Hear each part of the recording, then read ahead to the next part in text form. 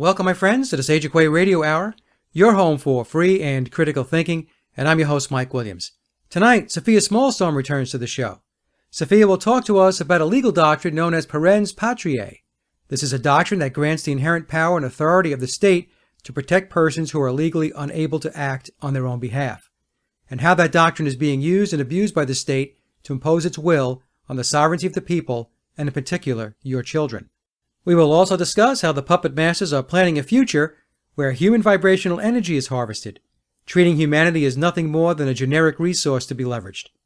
We will then talk about how today's technology is being used to further isolate and disconnect humans from their core existence, along with how Agenda 21 plays into that scheme. And then we'll finish up with Sofia offering her insights on how to stay sane in a very crazy world. And to kick our discussion off, I asked Sofia about any new perspective she had on Sandy Hook. And here is what she had to say. Well, remember that everybody thought Sandy Hook was about gun control. And then when I gave my talk, I tried to get it out there that Sandy Hook is about more than gun control, that it's really about mental health protocols, that overrides the gun control aspect, and that what they're going to do is start evaluating us. They've got this whole, class of experts lined up to be certified and spread even throughout schools to look for bullying. They're sort of, you could say, shades of law enforcement, a mix or a crossover of law enforcement and psychology. And we're going to be evaluated. We're going to be deemed fit or unfit to own guns, to be parents, to continue to parent our children. And this leads us to the subject of Parens Patriae, which is a legal doctrine that I think is going to start expanding in America like we've never seen anything grow before. So the term Parens Patriae, Mike, had you ever heard of that before? I wasn't familiar with the term, Sofia, until I guess you and I spoke about a month ago in preparation for this show, and you were explaining it to me, so that's how I got myself familiar with it. Right. Well, I caught it on the fly, you could say, from a radio interview done on one of my favorite channels, Red Ice, and it was with a former CPS, Child Protective Services worker, called Carlos Morales. It's a recent interview done in the last couple of months. But I would urge people to go to Red Ice Radio and listen to that interview, Carlos Morales. And in that, I think pretty early on, he mentioned that CPS operates on this doctrine of Parens Patriae, which when I researched it, I learned is rooted in English common law. And parens translates to parent and patriae, country. So in English common law, the king was the father of his subjects, and ultimately it was the king's obligation to protect his subjects. And Parens Patriae has lodged itself in American law, is being used largely by CPS today. Let's just say the issue of parental negligence centers around the doctrine of Parens Patriae. So the state must look out for helpless, defenseless people. And those could be children, they could be the mentally ill, they could be adults who are incompetent in another way and can't take care of themselves. So Carlos Morales tells us that 80% of, 78 to 80% of CPS barging in and confiscating or taking children away has to do with parental negligence, and it could be anyone calling up on the pretext of anything to say, I think these people are negligent, they're not taking care of their kid, and boom, CPS is there and they take your kid. So I believe that this question of who is fit to own guns, who is fit to parent, whose children have the potential for behavioral disturbances, whose fault is it? This thing that will start overshadowing our kids and we as parents is going to get bigger and bigger and bigger. Now, I learned also from the internet that the state of Tennessee has revoked the right to medical privacy for pregnant mothers. And you're reading this and you say, what? Yeah, pregnant mothers don't have any medical privacy rights. And the article didn't say what this was from or why, but it's Parens Patriae, because the unborn child is defenseless and the state has to look out for the unborn child in case the mother is smoking or, drinking or doing something irresponsible and harming the health of that fetus. So here you see the state claiming jurisdiction over the unborn, our babies, just as CPS barges in and takes children who are already born and whom we think we own. But Morales says very clearly that the state owns our children. We don't have any claim to our children, and the state can get between us and our children anytime it wants to. There's a lot of researchers over time, Sophia, that have stated that, in fact, that, we are all essentially property. And what I've noticed with a lot of posts that I put up on the blog, that Child Protective Services is, there's more and more stories, is how I should say it, where they are coming in to people's homes for reasons which are extremely nebulous and taking the children out of the home. I read one article not too long ago, and I'm not really sure where it was, so you have to excuse me for that piece of it, but they had come back a second time to try to take their children because the house was disorganized or it was not orderly, whatever that means, So it's very interesting where they just seem to be able to do this without any real reason other than reasons that they conjure up. Right. And the Dortch family case, which I would like to draw some attention to, Yes. That is the Parens Patriae case, ultimately. And I've been in communication with them, and I'm learning more and more developments, which are pretty, jaw-dropping. So someone told me, this is a family that could be on any billboard. They're like the poster wonderful family in America. But they are experiencing, real harassment to the point that they're being destroyed financially, and their professions and everything, occupation, everything is at risk now because of this pursuit by the Murrieta Police Department and the courts of Murrieta, California, which is Riverside County. So I believe that someday, it was a very wise, witty friend of mine who made this comment, that they want us out of the way so they can get at the stuff in our bodies. And that relates to, Mike, our eggs and sperm. These are the subparts of life. And my hunch is that the state is going to try to lay claim to our eggs and our sperm. And in this regard, dominate us and invade us, to even greater extremes. And ultimately, it goes to our ability to create energy. So I came across an article that somebody sent me. There is some jewelry that's now been designed in Israel, and it is very scary to think about, but it looks like scorpions. It's very kind of pointy, and it has hooks on it, and these hooks go into your veins, and they use it's through nanowires, but they use the energy of your blood flow to run little wheels and whirring parts. So these would be wheels and whirring parts of the jewelry. But ultimately what they're doing is, through nanowires, they're converting movement to AC voltage. And this was done by Samsung experimentally. I referred to it in my second talk on chemtrails, which you can find under the title From Chemtrails to Pseudo-Life, Living in the Manhattan Project.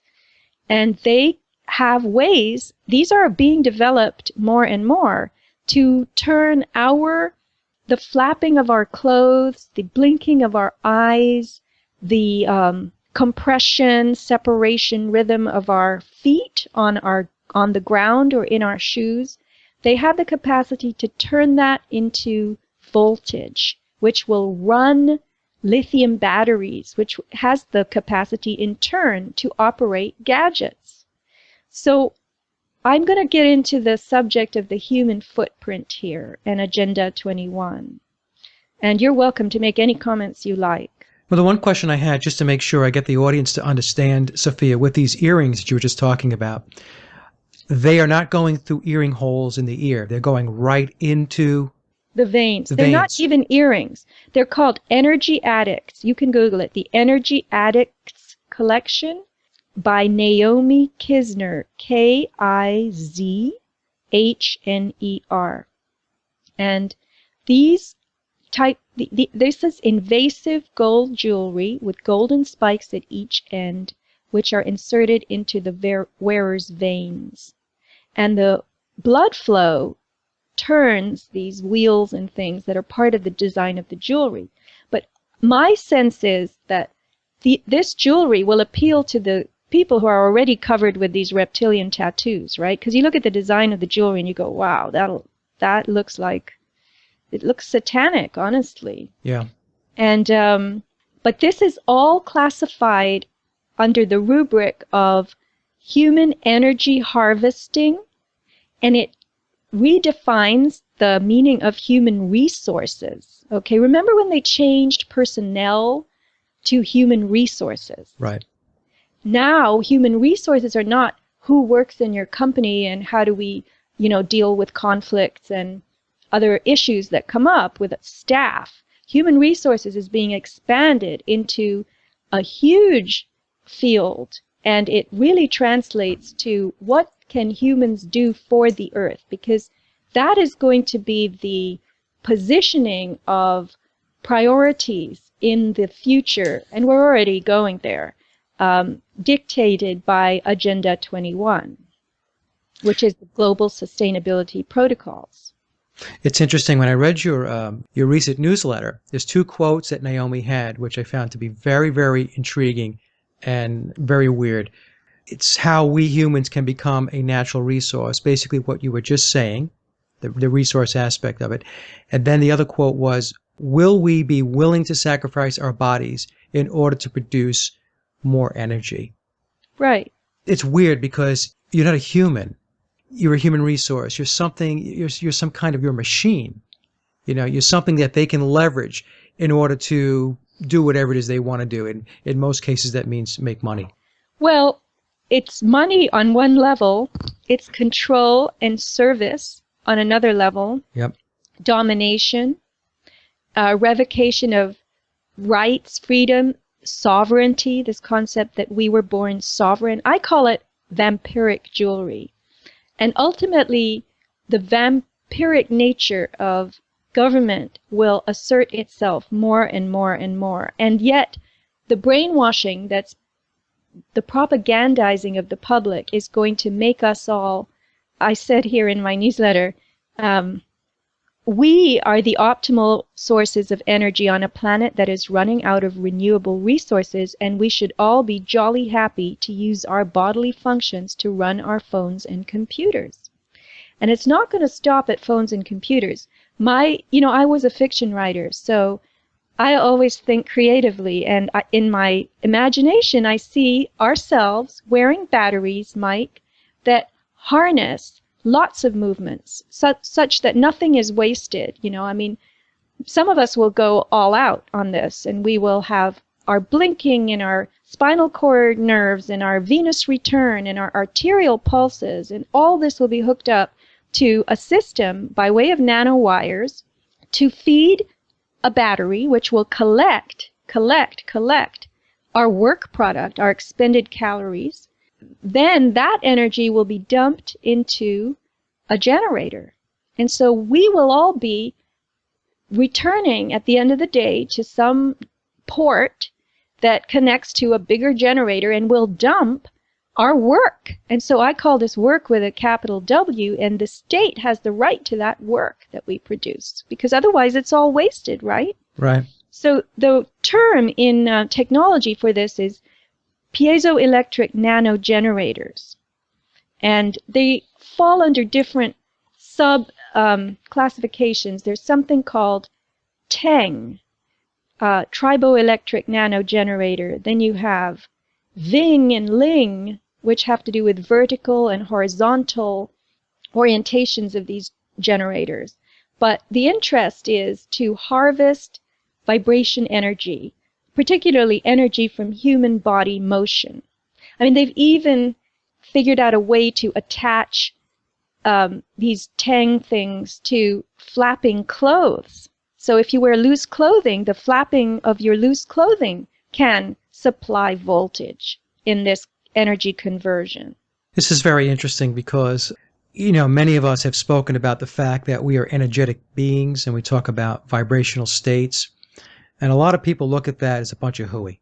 It's all new age woo-woo nonsense. Right. But behind the scenes, these folks, they clearly understand the vibrational aspects of existence and being able to harness that energy and to harvest it. It's just very interesting to me, and then you were explaining, going back to the earrings for a second, a lot of the conditioning you had mentioned that's in place already is the tattooing and the body piercing. Right, exactly. And the idea of wearing this invasive vampiric jewelry will appeal to certain kinds of people, and Exactly. they will brag about it. They will be all too anxious to own this jewelry. And, I was thinking, here we are, we've been conditioned to worry about needles, hypodermic needles, and all this, fear of transferring body fluids. But will people, this is invasive jewelry. It actually hooks into your veins. It goes through your skin. It's in contact with your blood. So what about that? And these kids, are they going to trade it? Oh, let me try your spine piece for a while. So it's not harvesting anymore your blood, your sweat, and your tears. It's now actually harvesting you. Yeah, your vibration. And I think you made a very good parallel there, that vibration is, there are different kinds of vibration, and they are grabbing us on this very physical level, Yeah. And they're going to get us to donate those vibrations to run the planet. I mean, we're eventually going to be powering our own refrigerators, and the humans in factories may be running the machinery in the factory. And they'll need 24-hour staffing for that reason. And people will be so proud to be serving their planet in this way, because, oh my, fossil fuels, we're losing fossil fuel supplies. So it's us. I call it peepolium. Yeah, I saw that. That was great.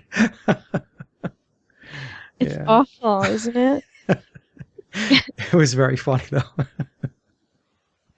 Yeah, it's unbelievable. And you're right. There are going to be people that are going to say, oh, I just feel so good about the fact that I can do this, that now I'm a big battery. Right. Now, that brings me to the Delta class that we're all being turned into. This was a term, I believe, that I actually learned it from Joe Atwill, who I interviewed on my podcast page, which I'd like to mention quickly because it's becoming popular. It's aboutthesky.com/podcasts.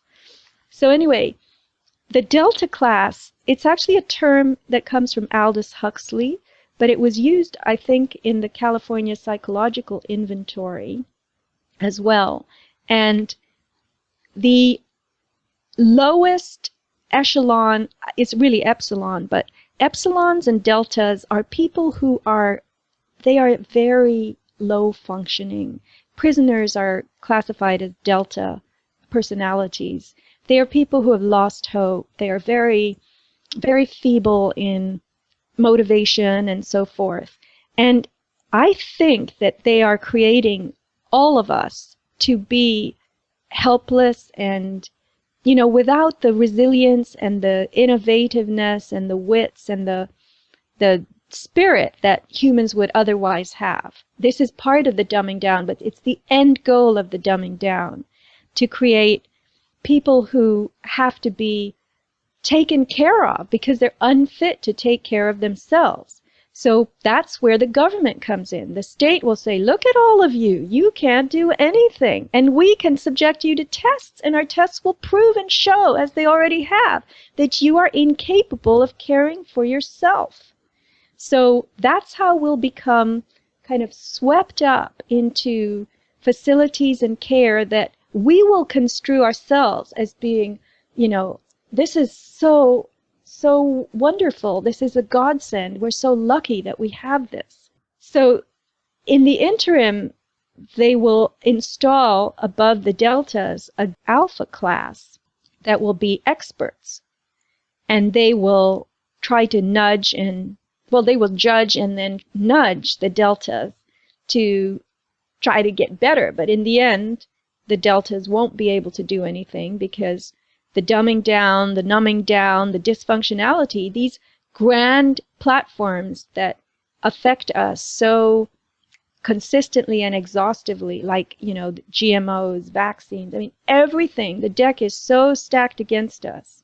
And the experts will be trained, of course, to think that these are all ways to help humanity. Vaccines will protect you.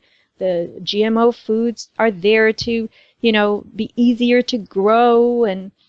And what we're going to end up doing is completely collapsing into the arms of the state. And that will be the doctrine of Parens Patriae at its greatest. So alpha, beta, delta, and gamma are 4 of these types. Alpha personality types are enterprising, dependable, and outgoing. Betas are reserved, responsible, and moderate. Gammas are adventurous, restless, and pleasure-seeking. Deltas are withdrawn, private, and disaffected. So anyway, the delta class will be withdrawn, private, disaffected, sad, soulless people lacking in health, energy, and the capacity to reason and think. The instinct to self-preserve, which we already see, is disappearing. And that is a population that can be manipulated but also used as the overlords want to. So there will be experts also who will be trained by the state to try to advise the deltas. And here's where we come into these 2 concepts that I also came across. This was discussed in Humanity 2.0. Have you heard that term? I have, yep. Okay, so Humanity 2.0 is going to be, of course, redesigned. For instance, now we've got loads of fat people. And this is another pretext on which CPS will come into your house and tell you, you're not a fit parent because you have a child, you have 3 children that are obese, and look at you guys, you're obese too. So we're going to take your kids and the state will feed them. So the fat people are the template for redesigning humans to be smaller. And this all comes under the concept and, into the field of human footprint. We're being advised to create the smallest footprint possible on the planet. And that means literally, they don't want fat people because fat people consume too much and they don't contribute enough. So they're actually redesigning genetically smaller humans. And in the days when we're all going to be sterile in the future and nobody's going to be able to conceive without artificial insemination, that's what I call state-assisted reproduction, then people will naturally want to have smaller offspring because that will be in line with the trend and the mandate, the state mandate. So there's a lot of stuff. It's Fuller and Lipinska who endorse this spectrum of choice making. So there you can be proactionary, and that means you take risks with health treatments and other things as you try to expand your life chances. So the wave of the future is going to be proactionary versus precautionary. And those will be the old fuddy-duddies who say, I'm not going to eat GMOs and I'm not going to do anything to my genetics. I'm not going to try to expand my life chances by technologies, right? Right. So that will be the debate and the controversy and the war, and that will split us further and invite disapproval of our neighbors, the precautionary people versus the proactionary people. And well, you see that today with vaccines, right? There's people who will say, right, I won't get vaccines, and you'll have the others that will say, what do you mean you won't get vaccinated? Exactly. Humanity 2.0 endorses the proactionary position and accepts that such a risk-taking culture may result in setbacks and failures, but that is simply par for the course. We have to be willing to experiment. because we'll never be able to get out of the problems that we have now unless we do that, unless we allow technology to save us, right? So you'll get this, they call it a diverse society that will challenge our notions of tolerance. And you'll have a world where you have traditional humans living along with the proactionary humans who have artificial organs, and they have received all kinds of genetic modification and changes. Now, remember Angelina Jolie, who decided she had the BRCA gene? Or Yes. did this, and so she supposedly had her 2 breasts cut off, anticipating the possibility of breast cancer. So in order to avoid that, you get your breasts cut off. That's called proactionary. I don't believe she did that, by the way, but that's another story. Yeah, I don't personally either, but anyway, it was modeled to us as Right. another option, you know? Right. So they want us to take scientific risks to maximize our chances for survival. So if you want nanobots, this is typical Ray Kurzweil, nanobots racing around your bloodstream, foraging for disease, running your biology, improving your oxygenation, your inflammation. I mean, nanobots, whatever you program to do, they can do it. And they might be in your body doing all this. And there are people who say, I want nanobots. Give them to me. But then there are going to be the other people who say, no, I want to stay a traditional human. It's bizarro world. I know. It is. It's bizarro world. I'm listening, and I know a lot of this, and you're putting it together just wonderfully, just stitching it together. And, oh my God. Because there are people that are going to say, yeah, put that scorpion in my veins, Yes, I want nanobots in my body. Yes, I want to be a big battery. And you can see the conditioning is just taking place right now as we speak, setting the table for all of this. Now, do you know about the Apple Watch? Maybe. Tell me about it. Yeah, it's the newest thing that Apple has created, and it does everything. It's, got voice-activated software, and it's like a computer that you wear on your wrist, but you can send your heartbeat to someone else. If you double tap on the screen, it sends a gentle nudge to someone, and it's like, it's a little love nudge or something. But it has health and fitness features. So it can track how many steps you take. It can tell you whether you're exercising enough or whether you're sitting down too long. It has the optical sensors on the bottom side of it that take readings of your heart. Right. And so as we allow ourselves to be monitored by our various gadgets, then you have to ask, first of all, where is that information going? Because this is being monitored by a smart device, right? Your heart rate, when it changes, when you're sitting down, all this stuff gets posted somewhere in the cloud, it gets logged. So it's very personal information, number one.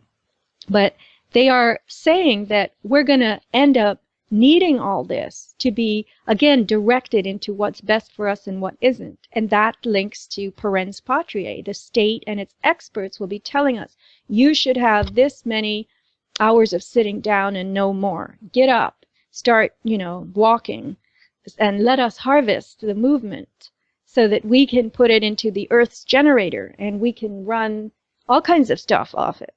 They'll probably strap meters to people, too, so that they can take meter readings. Well, sure. Yeah. Oh, my God. It's really crazy, and the idea of intimacy between people being conveyed by a watch, to me, it's more and more we're gonna lose our own communication. It's losing humanity. It's not human to do stuff like that. I know. I mean, you can already see how certain people look at you. That vacant look. Yeah, yeah. Yeah. I don't think that vacant look was as common 200 years ago. No. And I've noticed, Sophia, along that same line, not only the vacant look, but their inability to apply their God-given gift of intellect and reasoning. Right. They've checked out. Yeah. And that's because of even overstimulation. You and I talked about on our hypnosis and television themed show, Yes. the barrage of stuff that comes off the TV. But there's that same barrage in the world. When you go into a supermarket or anywhere in the world where there are billboards and there's flashing lights and, you know, like a city, there's too much going on. Right. You just can't follow it all. And that deadens you and dulls you. But I think that this willingness, to me, the scariest thing is the way they're shaping our choice making. The way I guarantee you that the new generations will love this invasive jewelry, and they'll love having the opportunity to download their work, capital W-O-R-K, into a generator that they can then use to run their phone or something. Oh, no, there's no doubt about it. They're going to love it. And there's going to be a high level of participation, I have no doubt. Yeah. And that whole piece that you had in your newsletter on Agenda 21 was great. Yes. I mean, really, Mike, it's scary, and I can already see it. They put a Whole Foods downtown, and they put apartments over it. And to my knowledge, those apartments are empty. Why? Nobody wants to live over Whole Foods on the main drag. But I've been seeing these abutments that are at every crosswalk and intersection. There's a new community called Bressy Ranch in a town here called Carlsbad, and it's very, very pretty. It looks beautiful. Of course, it's on a ranch, what used to be a ranch. So they keep the names for the sake of flavor and charm, right? Right. But you drive on these streets through Bressy Ranch, and every time you come to a cross street, they've built out the sidewalk. So you have to slow down because there's no way you could squeeze two cars through there if they were going fast. So you have to slow down. They're making it very unpleasant and difficult to drive. And the Agenda 21 plans, I'm told, are going to make sure that our suburban roads go to gravel so that nobody's going to want to drive on them because it's going to be bad for your car. And they'll blame it on, insufficient funds on the part of the state. All the cities are going bankrupt, blah, blah, blah. And so that'll force everybody into the urban centers where they will have smart growth. And everybody will be doing everything smart. And, I told somebody the other day that California Highway 101, you just wait. One day, that very famous coastal main road that runs the length of California, and it goes through all the little downtowns and all the shops and the restaurants, Highway 101, it's all going to be a bike lane. It's going to be bicycles only. Well, on our streets here, like many, I guess, areas in throughout the country, we have all these bike lanes. What I've noticed, Sophia, is exactly what you had mentioned, where you have these stores, and above the stores, you have these condos. They've built malls here in North Carolina, big malls. And first, when I went through, I thought, well, maybe it's just for show. It's just a design. I wasn't really sure whether people actually lived up there. I thought maybe they were false fronts. So I started to inquire, And people say, no, people live there. So people are living above yogurt shops and shoe stores and clothing stores and so on. Like, I would never live upstairs from a yogurt shop unless I was in the 1950s living in Brooklyn and that was my family's business. But here in 2015, we have these people raising their hand, a lot of young people, by the way, saying, yeah, I'll do that. I'll go live in a mall setting. Muzak being pumped out. It's like an X-Files scene. And we have these little strip malls down here where I live, and they're doing the exact same thing where they have these condos built upstairs from these shops. I guess some people think it's great. I think it's weird. Well, why do you think it's weird?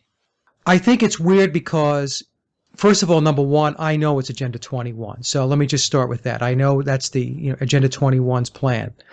Number two, it's just weird from the perspective of, where is your sense of freedom? Where's your sense of having your space, of your privacy? Why is it that you have to have this constant barrage of stimulus, which is what you're going to get? I mean, if you're living someplace where there's cars going by all the time, there's music playing, people in and out of stores, I don't know. And maybe somebody will say, Mike, you're old-fashioned, you're a tree hugger, But that's how I think. And so to me, it's inherently just strange.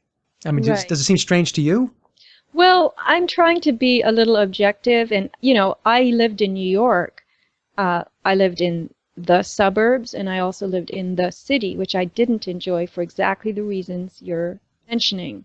But there are people who can't leave Manhattan. They love the bustle. They love hearing the blaring horns and the Yep. sirens and they love going downstairs and the deli is right there, and they this is life to them. My grandmother lived in uptown Manhattan her whole life and hated coming out to see us in the suburbs because it was so boring. But it's really about your conditioning. And when you were talking about the noise and the lack of privacy, I mean, these are the people, this is the generation that sends selfies of themselves every 2 minutes, right? And then also, I'm thinking, okay, so quiet. They wear headphones. They wear earbuds all the time. They've got something going, They're being fed stimuli all the time by choice. Yeah. So they have a different orientation than you and I do. Well, I used to live in New York also, and I used to live, I didn't live in Manhattan, but I was in the city. So I can understand the city aspect of it. But, I mean, there's a difference between Manhattan and living in a shopping center, Well, what's the difference? To me, it's the same. I hated Manhattan. Yeah, yeah. But I know it's considered very upscale, and the higher up you are, if you live in a tall building and you're on a That's floor status.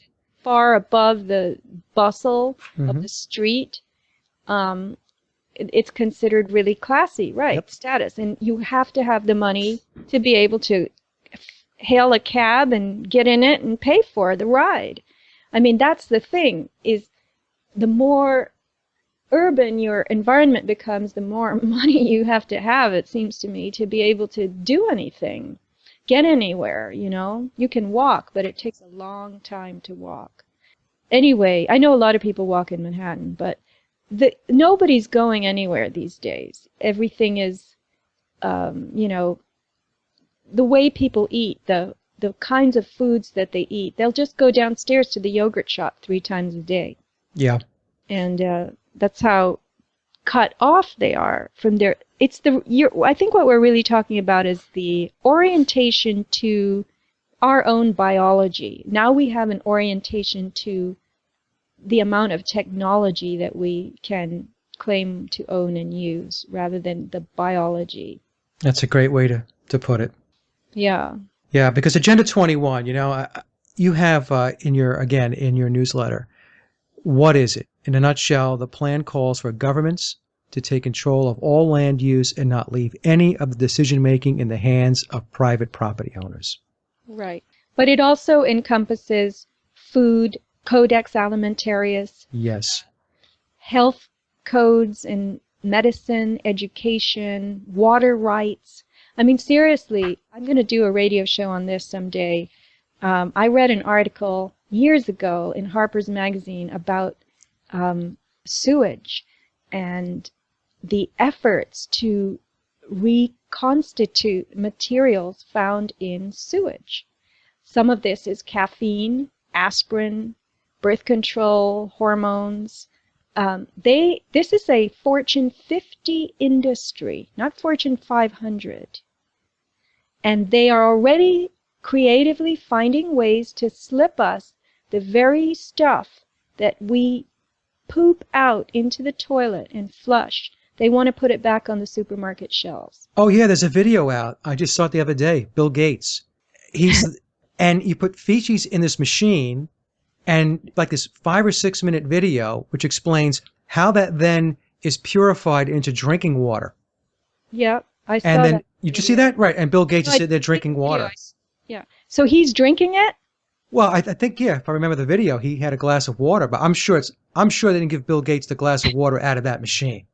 I want to know. And I know there's no fluoride in it either. God. In his glass. No, but you see, this is the nature of preserving the earth. And it's for us, it's mind-boggling. Now, this article I read was several years old, but it was ahead of its time, obviously, because there's still loads of people who've never heard of any such thing and wouldn't contemplate any such thing. But, I mean, really, somebody asked me after I was telling her about the article, she said, well, here's the $64,000 question. I said, what? She says, why do we poop in our drinking water anyway? That's a good point. It's a very good point. No animal does that. Yeah. So our society is so upside down, Mike, and now they're going to try to turn it right side up with really upside down technologies that are, I mean, you use words like vampiric. There are Frankenstein technologies. They're monstrous. They are monstrous. It's evil. The concept of the flush toilet that uses water is also evil then. But look how long we've used it. Well, I guess it's because, and I know why it is, because you've been conditioned to believe, well, this is the technology that's available, and you don't think about it. That's the thing. You don't think about it, because you don't think about what happens after you leave the bathroom. You really don't. No. Right? You leave that up to somebody else has that part figured out. Right. And we are conditioned to believe that water cleans, which it does. But, there are other ways to deal with waste, garbage without, I mean, a cow carcass takes something like 800 gallons of water to wash in order to prepare it for butchering and packaging. And that's a lot of water. Well, and how much water do they use for the fracking process?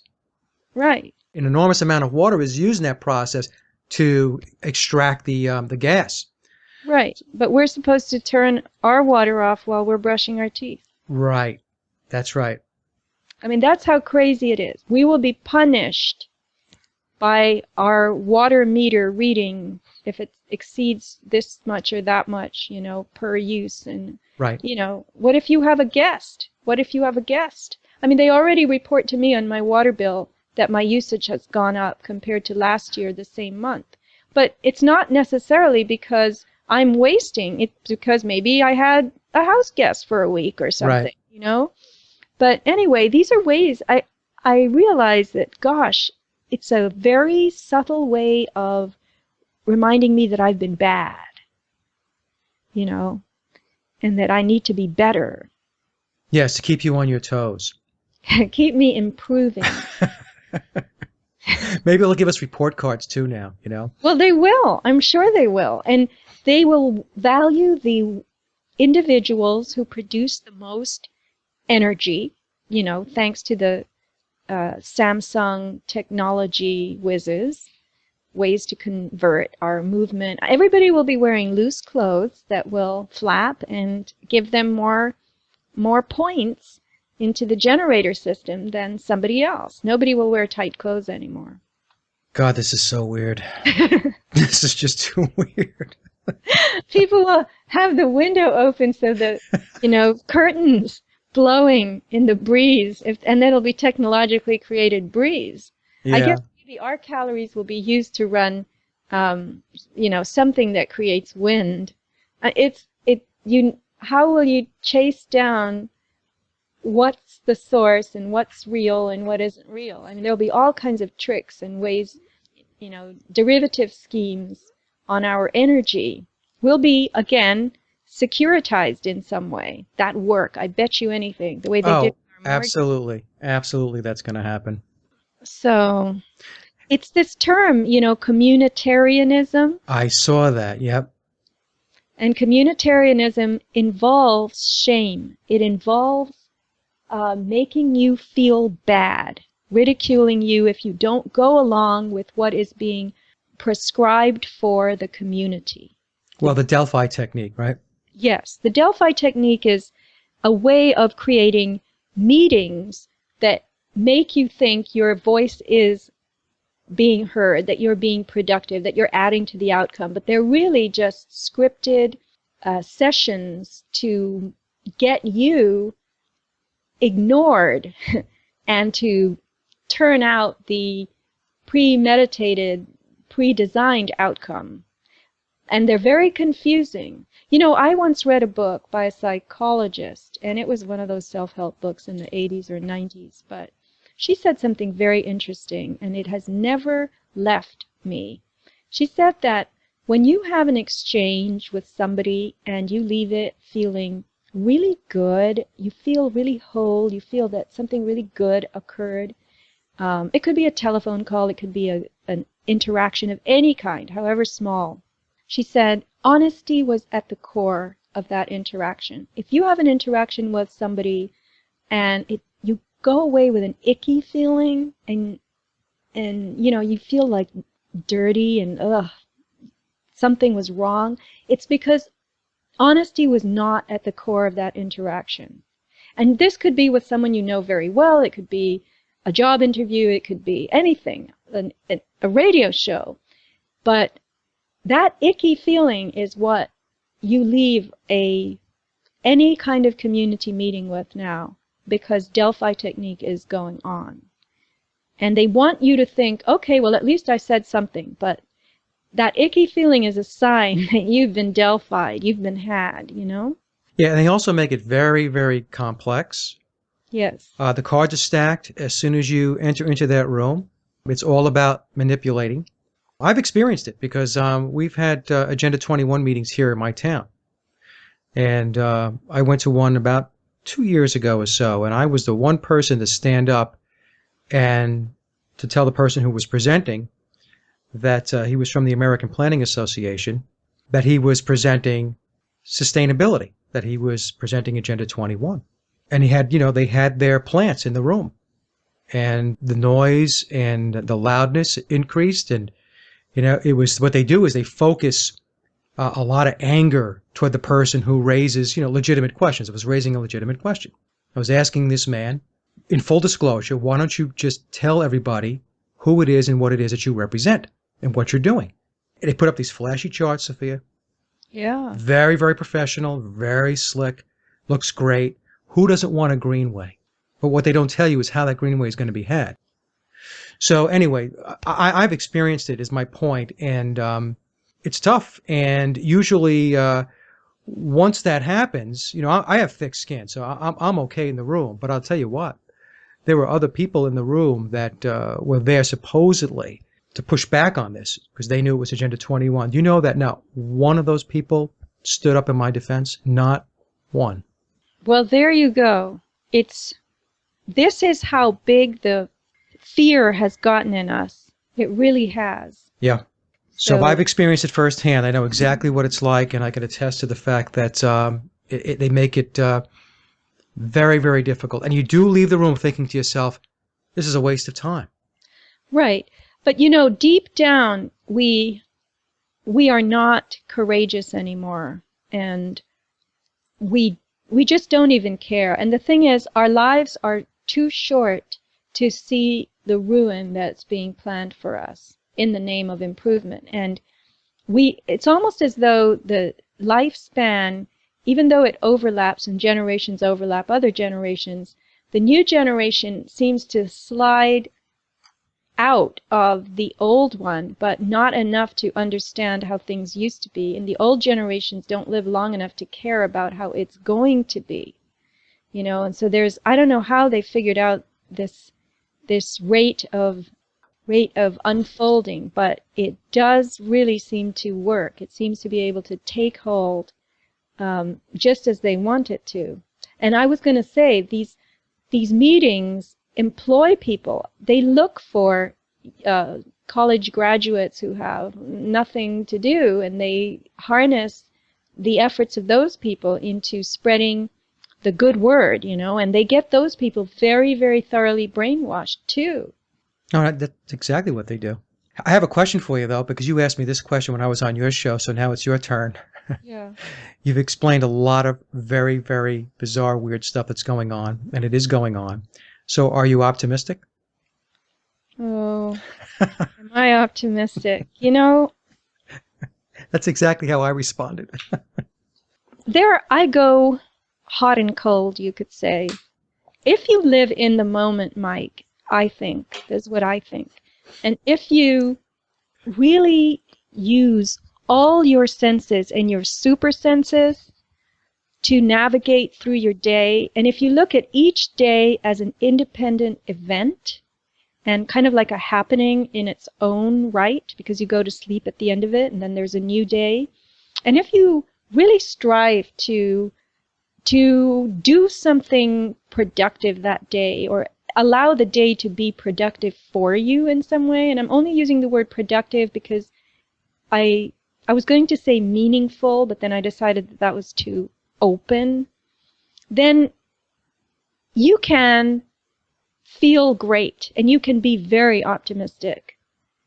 But I think we've yielded too much of ourselves to systems. And for that reason, I am not optimistic when it comes to other people, but I'm optimistic when it comes to myself. There you go. You know what I mean? Yeah, that makes perfect sense. And that's how I approach it. Myself, yes, I'm very optimistic. When I take a look around me, I'm like, okay, we have an uphill battle. Right. But then again, each person is charged with responsibility to really do their own thing and handle themselves. So this concept of using the day in this way, and that's only my way of putting it. Each day it's an adventure, you know. I mean, we should like have a birthday every morning or something in order to celebrate that we're having a new day, you know. Yeah. But there are so many of them, and they come and go, and I can't believe how fast the week goes. And I say to myself, oh my God, it's already such and such day. It was this a week ago. But anyway, I think that we can still add to the piles of work, of sand, however you want it, whatever metaphor you want to use. But it has to be more in the moment and more from our hearts. Yeah, it has to come from our hearts, and that's the thing, Sophia, because everything you've mentioned so far really is explaining and describing how humanity is stepping away from their hearts. Right? They're falling into the trap of this technology, as an example. That's stepping away from your heart. And when you step away from your heart, you're stepping away from really your true intuition. You know, you really do know what's right, and you really do know what's wrong. And you know, but people are getting that all convoluted now because they don't have that connection back to their heart anymore. Right. And if they do, it's so fleeting. It's not something that they use as their own metronome. Right. You know, you'll see anybody is capable of looking at you in the eyes and really feeling what's going on in that moment. And I'm not talking about, you know, romance or anything like that. You can elicit real feelings out of almost anyone briefly, but whether they allow themselves to do that and to operate that way for the majority of their time is an unknown, and it's something that I can't control. Well, I think the problem too is a lot of people don't even realize that they're doing what they're doing. You're right, they're so conditioned that they don't step back and look at it and say, oh, wait a minute, gee, maybe I shouldn't be doing that, or maybe I should change my way of thinking. They are on that hamster wheel. I see it in the takeout food. People will walk by me and they'll be eating from a carton, and they'll just throw the carton in the garbage. It's off their screen now. Right. And I think to myself, how can they do that? How can they do that? I wouldn't. If I even had to do that, eat out of a carton that I bought at some store, I would take the carton home and try to recycle it. But maybe I'm an idiot, because these recycled things sit in these warehouses for years. So I'm told we're all fooled that it doesn't really get reused. It just sits in warehouses, and they're on barges trying to find places to put it. Well, I remember probably around, let me see here, I've been where I'm at now in North Carolina for 20 years. I remember about 25 years ago or so, I was in New Jersey. And there was a big article that came out in a local newspaper. I think it was the Newark Star-Ledger or something. I forgot the name of the newspaper. But in any case, they had done an investigation back in the days when they were still doing investigative journalism. And these recycling companies, they were taking the stuff to the dump. They weren't recycling anything. They were taking the recyclables to the same place that the regular trash went to. Mike, I saw one of our trash trucks. You know, there's a Fortune 50 company that does our trash waste management. And it had a big, like a billboard thing on the side of it that said, "We provide habitat for so much wildlife." Started to laugh. I thought, wait a minute. There's nobody in their right mind that would associate your company, Trash, with Habitat for Wildlife. But they're talking about landfills that they then, decorate with green stuff. And Yeah. it's horrible. And in the meantime, all this stuff oozes out onto the wildlife's paws, Yeah, and methane. God, It's just lovely. it's just Let's build a house crazy. there, honey. Oh my God. Oh my God.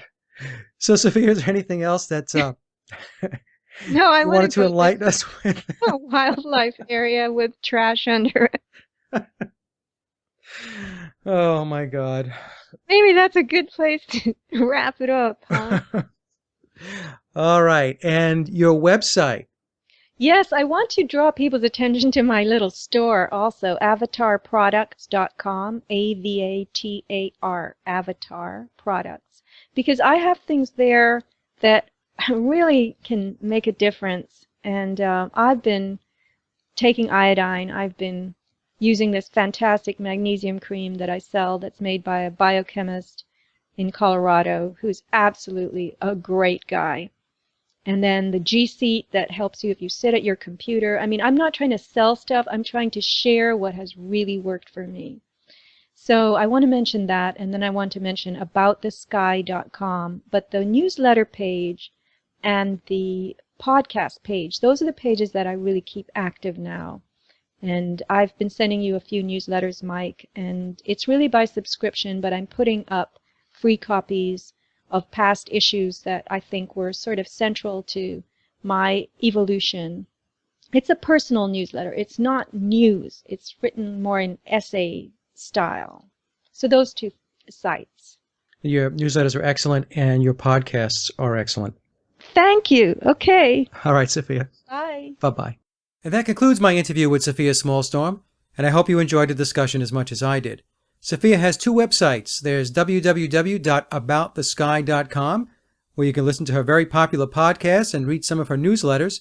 And Sophia is also the proprietor of avatarproducts.com. And as always, I'd like to thank everyone for listening and visiting the blog, The Sage of Quay, which, by the way, has a new URL. You can get there by typing in sageofquayradio.blogspot.com. Also, if you get a moment, please take a listen to my album, Leaving Dystopia, by heading over to laboroflovemusic.com. And remember, live in truth and always serve creation. It's really that simple. See everyone next week. Be safe, enjoy, and God bless.